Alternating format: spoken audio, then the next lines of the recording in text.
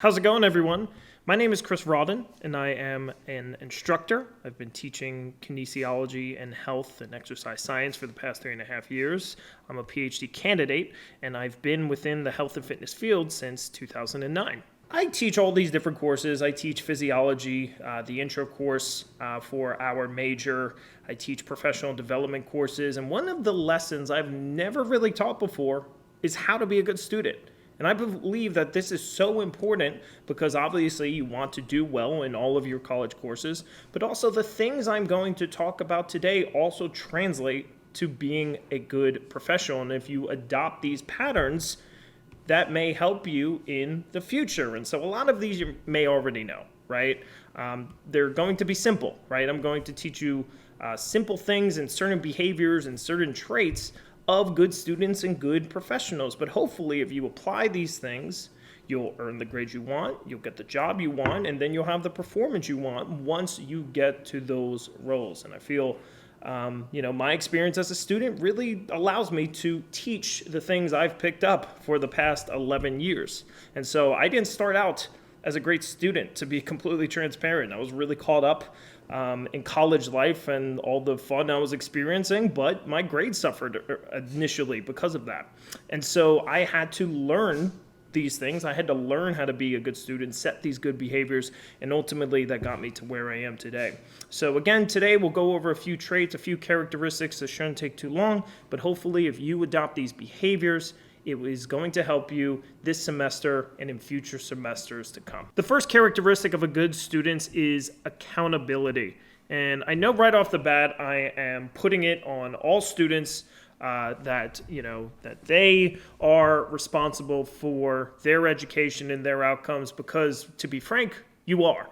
And so look, I do have empathy. Again, I understand that not all teaching styles are going to mesh. I am going to understand that a lot of people are busy and have things outside of school that may, sort of keep them occupied and sort of limit the amount of time that they have when it comes to studying and completing assignments and things like that. But at the end of the day, it is ultimately up to you. And ultimately, you are going to earn a grade in a certain course. You're not going to get a grade in a certain course. The level of work and time and studying that you put in is going to result in a specific letter grade. So what does being accountable actually look like? Well, first off, it's expected that all students are supposed to work hard to get high grades. So, a lot of times when students come up to me at the end of the semester and say, well, I worked hard, that really doesn't, not that it doesn't mean much to me, but, maybe your definition of working hard isn't someone else's definition of working hard. And so, I expect students to know when things are due, right? Submit them in a timely fashion, to allocate time towards studying, to working on certain, assignments or projects, and just handling what it is they need to get done. All instructors, all professors outline in the beginning of the semester a syllabus and the course schedule and what is due and what is expected out of you to earn that high grade. So it's up to the student every single week, and we're going to talk about organization in a little bit, to say, okay, what do I need to get done this week? Not only in one class, but in all classes. And what puts me in a good position to get things done early? So, I can, this way, if I get confused about something, I could reach out. But a bad habit to have is to leave everything for the end of the week. Let's say something's due at Sunday at 11:59 to get started at 8:30 that night. Doesn't really help you. And it's frankly, it's not a behavior that I typically see out of students that earn high grades. And so again, I recognize that sometimes teaching styles aren't going to mesh, right? Sometimes you're not going to take in information the same way that other people do. But what you can do is that if you don't understand something, you could put it on yourself and not only reach out to your instructor, but you could also look up other resources. And just getting things done that are expected out of you, but maybe that are not expected out of you as well. Going that extra step is not just a good trait in college, but it's a good trait at the professional level as well. If you want to get promotions, if you want to get recognized for your work, You have to put in the time and effort for people to recognize it. And a lot of times when you show that hard work, people, again, are more willing to recognize it, but people are also willing to work with you when, let's say, you don't understand something, or you're having trouble with certain things. So instructors, if you're struggling with things, we're here to help, but you have to be accountable in the sense that, okay, I'm not getting this, I'm going to reach out, I'm going to put the extra time and effort in order to work on that. And that's going to help you when you get started within your careers as well. So to summarize, it's up to you to earn a good grade at the end of the semester. Now, your instructors are, of course, there to help, and we're going to talk a little bit more about that in a second. But ultimately, it's up to you to know when things are due, to spend the time studying certain materials, studying course content, and to work on the assignments and projects that you need. It's up to you, ultimately, if you don't understand something, to reach out. But this is going to be a good trait for you to learn for the future, because hard work should be expected, not only as a student, but as a health professional as well. And so it's going to be those who put in the time and effort, who can do things without being told, who are going to put in quality into their work, who are going to advance. And so a lot of you want these dream jobs, right? And all of that work to get there starts now. So it may not make sense to you, but if you want to be a physical therapist, you want to work for a sports team, you want to own your own gym, having the tendency now to put in as much effort as you can towards something, whether it be a quiz or a test or a project or studying, is going to translate later on. If you get used to that hard work now, to dedicating time towards certain tasks, it is going to benefit you in the future. And you're going to see that managers, bosses, things like that are going to appreciate that hard work. And so do instructors. And so if you put that effort and that time out there, people are going to take notice. Look, I also understand that a lot of things you're going to learn in college courses are difficult concepts to grasp. And you can't just learn things after one lecture or reading the textbook one time. It's going to take time and effort sometimes to do these things, but also maybe you still don't understand concepts even after doing so. And so that's why it is an important trait of a good student to communicate with your instructors. And that means maybe asking questions during class, but a lot of times I understand students don't want to feel like the pressure with everyone and you're asking a question. So I do get that. So it's important that maybe after class or via email to communicate with your instructors, or, let's say you are not understanding what is expected out of you as a certain assignment, a certain project.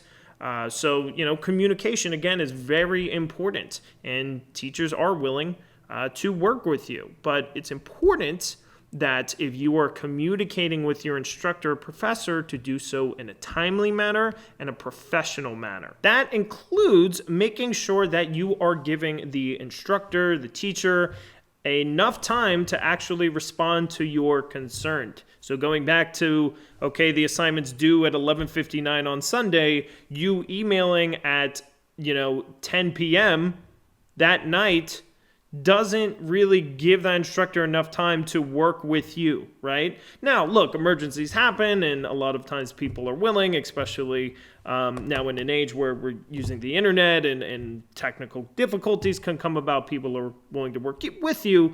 But again, if you're accountable and you give yourself enough time to get things done early, you can avoid problems earlier on, and the instructor's more willing then to sort of work with you because you're not stressing them out last moment right before something is due. Also, I want to note the importance of writing a professional email. This is something that we're going to discuss in separate lectures and videos this semester, but it's really difficult, and I'm not sure if other instructors, I'm sure they do, and professors feel this way. But when I receive an email and it's written like a text message, and it's, not even, addressing me, you don't say my name, and you just come out with a question and it's grammatically wrong, you spelled things wrong. It's it's really hard sometimes to, not come out and call that out. I don't, but I mean that would leave a lot of students probably mad at me. But I think if you want to be a good professional, right? If you want to be a good student, learn how to write an email professionally. Because look, when we speak to one another in this world, we just want to be treated with respect, right? And so, when you're communicating via email, via text, you want to make sure that you're coming across in a professional manner, because then that instructor, that professor, more willing to work with you. And this is something obviously you're going to need to learn and really grasp when you get to the professional levels too, because people are going to be a lot nicer if you treat them with respect when you are communicating with them. I'm going to consider this to be, but a really important quality of a good student is to ask questions. Now, I'm a researcher, a scientist, as weird enough as it is for me to say that, because I was in your shoes before, and to think that I'm at this level now, that's kind of crazy. But anyway, so a big part of my job is to ask questions and to try to answer the questions that haven't already been answered. And so I find that too, an important part of me being a student was asking those questions, was to get a deeper understanding of the material by asking my instructors.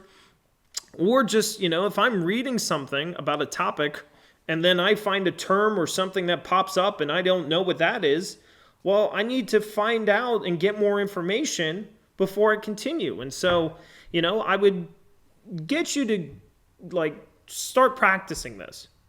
So let's say you are about to start a lecture. Let's say it's a video, or you're just sitting in class, right? And you see the name of the topic that you're about to start learning about. Well, write down 2 to 3 questions that you have about that topic. Things that, maybe you didn't think of before, but maybe you have thought of before and you want to find out more about.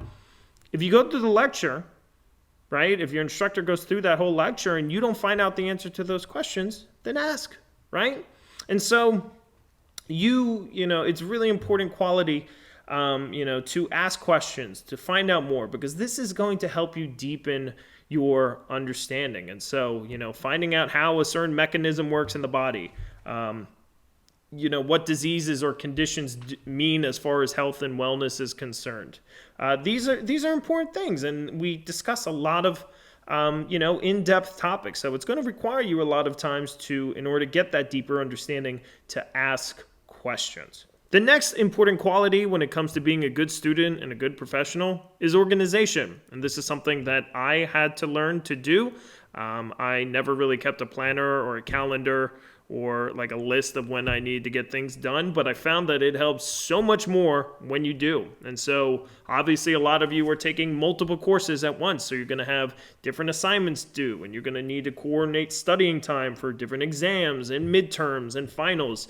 You're going to have projects due at certain time periods, and so getting ahead of that and having a weekly planner to say, okay, this is due this week for your first class, your second class, third class, fourth class, for your labs, knowing what you need to submit for every week, but also sort of allocating the time that, if you have a down week and you could put extra time towards working on a project earlier, it's going to leave you less stressed before your due date. So get a planner, get a calendar, get checklists, whatever you need to do in order to help you out. If you're working with a flash drive, make sure that your notes and your documents aren't this jumbled mess. Be organized with it. Create different folders for your course, and then within that course, create different folders for, whether it be readings or assignments, study guides, things like that. And this organization is a quality that I see out of students who earn A's and B's. And so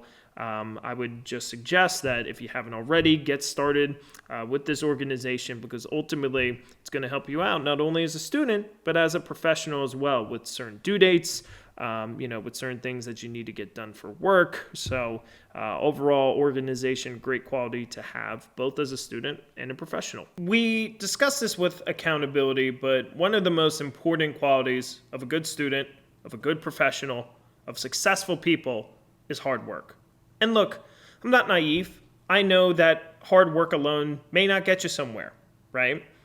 There's oftentimes a lot of luck, right? A lot of things just need to fall into the right place for certain people to get success. Some people are born with certain advantages that others aren't, right? And I recognize this. But the one thing you can control is your effort of work, is your quality of work. And so as a student, this takes forms in certain ways. Not only doing what's expected out of you, but going the extra mile, right? So this, may be looking up outside resources. We have a video, though, discuss looking up reliable sources. But, finding videos on YouTube that discuss the topics you're going over in class. Finding maybe other books or websites, reliable websites that discuss these topics. Nothing's stopping you from learning more. Nothing's stopping you from putting in additional work, making your own study guides, looking up other quizzes online, things that you could do easily. Just taking the topic that you're learning, put the topic and write free quiz, see what pops up. Try to challenge yourself in different ways. And look, again, if you don't understand something, put in the hard work, put in the time, put in the effort to reach out to your instructor, meet with them, and let them try to help you learn. And if you're more willing to put in that work, trust me, I think it's going to pay off in more ways than one. Not only that the grade that you earn itself, but let's say, for example, you have, and grading schemes are all different, but let's say you end the class with an A-, right? You put in all this hard work and all this effort, right? And you're 1% short of that A. Well, a lot of instructors are going to look at that and recognize the amount of work that you put in, the amount of effort that you meeting with them. And this isn't a guarantee, this isn't a promise, but a lot of them will take that into consideration when they actually enter the final grade for your course, right? And so you may not get that A. Maybe you have an instructor that is just strict in the way they are because they want to keep things fair between all. But I would guarantee you that a lot of instructors at the college level are more willing to get you up to that next level if you put in that hard work and effort. And look, this is something that is going to separate a lot of you guys when it gets to the professional level as well. A lot of you want to go to PT school, graduate school, be an OT, athletic trainer, things like that. And look, to get to those positions, not only is it competitive to get into that graduate school, and you need to work hard to do that, and that starts actually right now. So that competition, that hard work is something you need to instill right now. But then once you get to the professional level, there are a limited number of spots. And now it's not just academics, right? You need to put in hard work with networking, with getting your foot in the door, try to get entry-level positions. But the more, if you learn this behavior now, this concept of effort, right, of trying these things, a lot of times luck follows that. So if you put in the time and the effort in school, if you try to get your foot in the door and network, when it comes time to get that position that you want to, and your resume shows how hard you work, those transcripts show how hard you work, you're more likely to get to what you want. So again, it's not everything, but it's the one thing you can control is your effort of work and your quality of work. The last important quality of a good student that I'll discuss today is passion.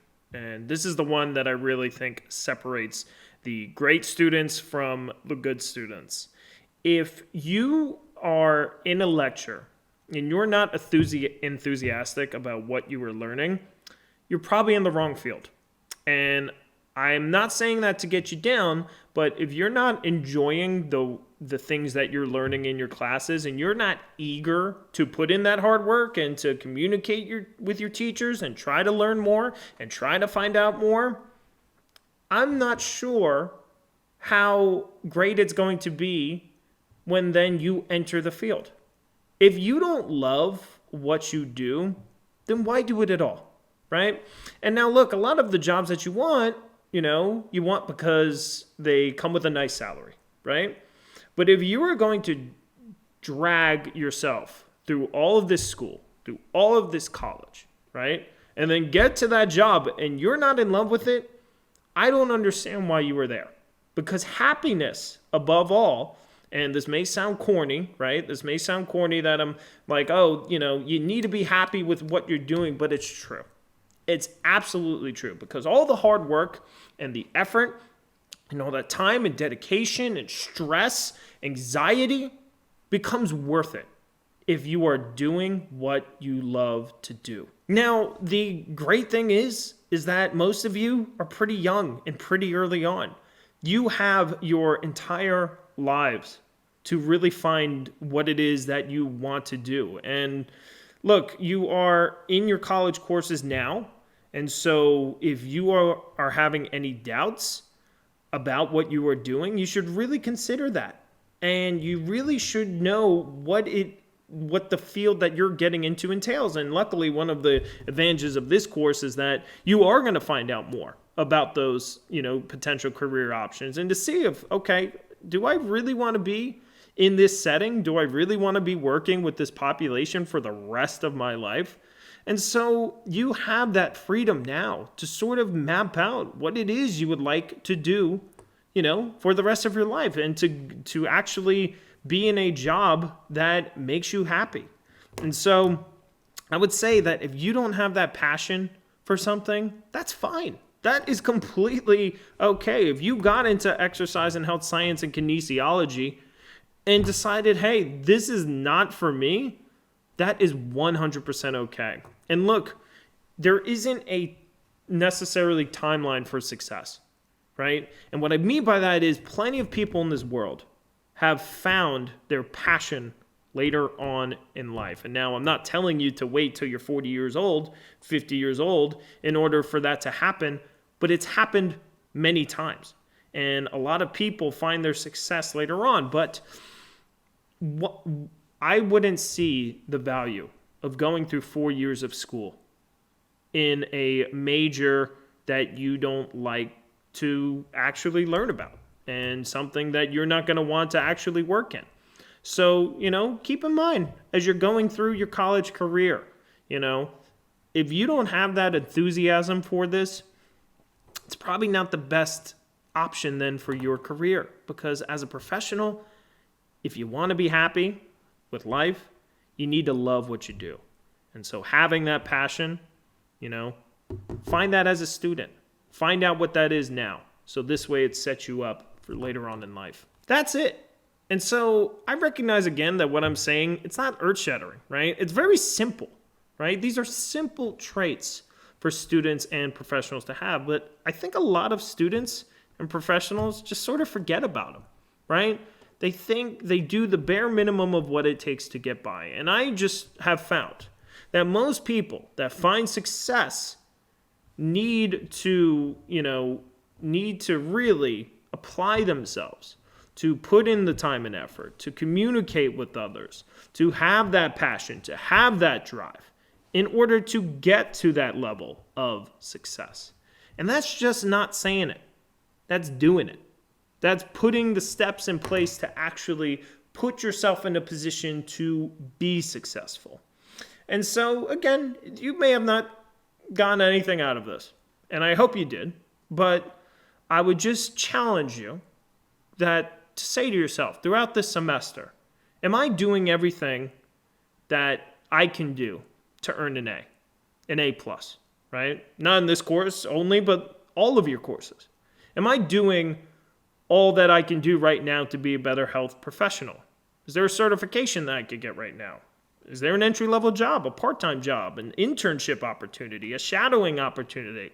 Is there something that I can be doing in order to improve my standing and not to kick myself 5 years from now when my GPA is low and I'm applying to all these jobs and not hearing anything back? Because I would say that those of you who apply these concepts in school, in your professional careers, are going to find a lot more success. These things may seem pretty simple to most, but again, I find that the students who make higher grades, people who are more likely to get hired, people who are more likely to achieve their goals, tend to have these traits, right? And a lot of times at the end of the semester, actually all semesters, I get emails. And they're typically from students who want a higher mark, that want to know, is there anything that they could do at this point to bump up their grade? Even though they haven't contacted me for 16 weeks all semester, they never reached out to see if they could get extra help or understanding. They never reached out about their assignments and why maybe they didn't earn a high mark on an exam and see what they can do. And again, it comes back to these traits when it comes to earning grades: being accountable, putting in hard work, communicating with your teacher, being organized and knowing when things are due and when you need to allocate time to get things done, having passion and wanting to find out more and wanting to learn more. And so I hope that you guys really value this lesson, because I think these are the things that are really going to help you when it comes to being a good student and when it comes to being a good professional within this field. Thank you guys so much, and I wish you luck this semester and in semesters to come.